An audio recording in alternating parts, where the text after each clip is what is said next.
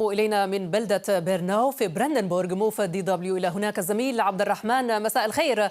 إذن عبد الرحمن، ما مدى إقبال المواطنين على مكاتب التصويت؟ أهلا أمينة. بعد قليل ستغلق أبواب صالات مكاتب التصويت. ستغلق مكاتب الاقتراع، والجو اليوم كان جميلا، وهناك حتى في الساعات الأخيرة إقبال كبير، لأن الكثيرين اختاروا الاستمتاع بيومهم. وحتى الساعة الثانية بعد الظهر الإقبال كان 46%.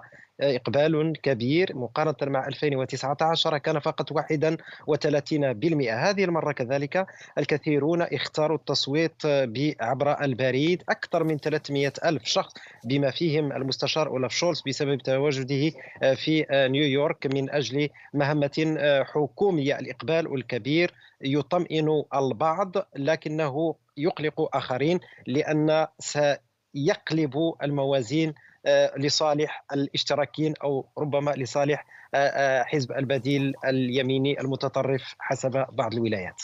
عبد الرحمن، أكيد استطلعت آراء بعض الناخبين هناك. ما هي المواضيع التي تشغلهم وما هي انتظاراتهم في المستقبل؟ الموضوع الأبرز كان هو الأمن يعني بشقه الإرهاب، الأمن الغذائي عندما نتحدث عن التضخم، عن ارتفاع الأسعار، ولكن أيضا الأمن الصحي.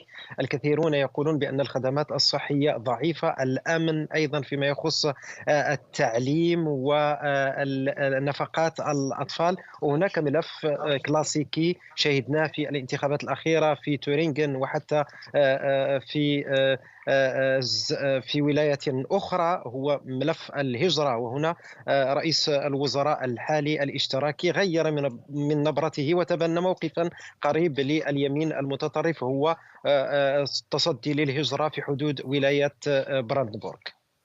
طيب، ماذا عن التوقعات عبد الرحمن والسيناريوهات المحتملة لهذه الانتخابات؟ إذا صدقت استطلاعات الرأي فالاشتراكيون سيتبوؤون الصدارة، لكن بفرق ضئيل جدا مع حزب البديل من أجل ألمانيا الشعبوي المتطرف. هناك مخاوف لدى الكثيرين من أن يفشل الخضر واليسار وحتى الليبراليون من الوصول إلى عتبة 5%، وبالتالي البقاء في برلمان الولاية. ستتجه الأنظار أيضا إلى الاشتراكيين والخضر بالدرجة الأولى. الاشتراكيون لأن أولاف شولتز المستشار هو من نفس الولاية، وأيضا وزيرة خارجيته من حزب الخضر أنالينا بيربوك. والاشتراكيون وحتى حزب المسيح قال بأنهما لن يدخل في تحالف مع حزب البديل. يعني هناك سيناريو أكبر لأن يظل التحالف القائم إذا نجح نعم. الخضر في البقاء في السلطة. اشتراكيون والمسيحيون والخضر، لكن نعم. سنعرفه بالتأكيد بعد قليل. الزميل عبد الرحمن عمار موفد دي دبليو لبراندنبورغ، شكرا لك. مشاهدينا، ينضم إلينا من بلدة بيرناو في براندنبورغ موفد دي دبليو إلى هناك الزميل عبد الرحمن عمار. مساء الخير.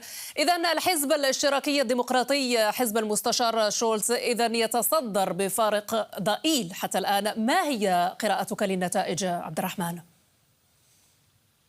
نعم مينا، هناك من يقول بأن رئيس وزراء الولاية المنتهية ولايته المنتمي للحزب الاشتراكي أنقذ رأس أولاف شولز، لأنه أيضا من نفس الولاية وهو مستشار.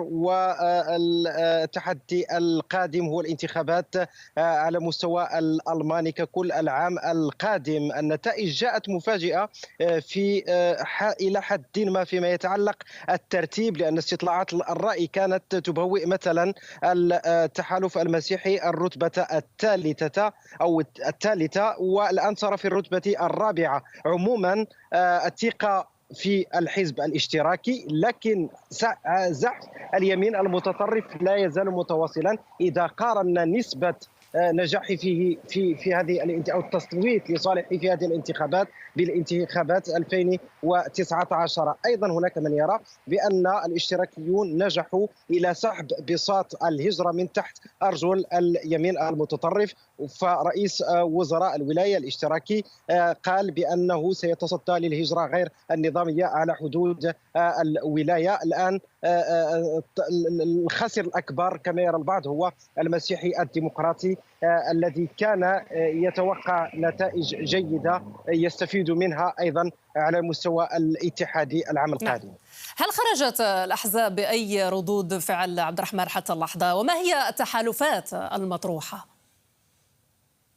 نعم، رئيس وزراء المنتهية ولايته والفائز الآن الاشتراكي ديتمار قال بأن الهدف منذ البداية هو التصدي لزحف اليمين المتطرف، يرى أنه حقق ذلك إلى حد ما، لكن البديل من أجل ألمانيا اليمين الشعبوي المتطرف يقول بأنه حقق أيضا فوزا كبيرا لأنه نجح في دفع الأحزاب إلى تغيير خطابها فيما يخص الهجرة، وتحدث عن نظرية مؤامرة وانحياز وسائل الإعلام لصالح التحالفات في ظل النتائج الحالية وعدم رغبة أي حزب في التحالف مع البديل من أجل ألمانيا.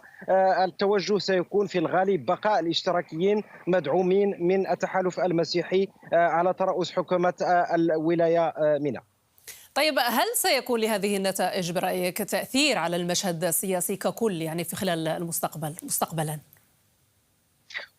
هناك من يقول بأن انتخابات اليوم ليست مقياسا لمعرفة المزاج في ألمانيا ككل، والدليل أن الاشتراكيين لم يحصلوا على نتائج جيدة في تورينغن وفي زاكسونيا، لكن هناك من يرى بأنها ستؤثر مستقبلا، والنقاش بدأ منذ الآن فيما يخص الحزب الليبرالي الذي لم يصل إلى نسبة 5%، حتى هناك دعوات لتغيير قيادة الحزب. نفس الشيء بالنسبة للخضر وعدم الرضا عن توجهات الحزب. وهناك من يرى أيضا ربما على المستشار أولاف شولز لا يتقدم مستقبلا لولاية ثانية كمستشار، بل يجب النظر أو البحث عن بديل له كوزير دفاع الاشتراكي بيستوريوس. على أي التداعيات ستكون، لكن لن تؤثر على توجه الحكومة الحالي وستواصل عملها، والأحزاب بطبيعة الحال ستحاول الاستفادة من درس اليوم لتفادي تكرار نفس السيناريوهات في الاستحقاقات القادمة.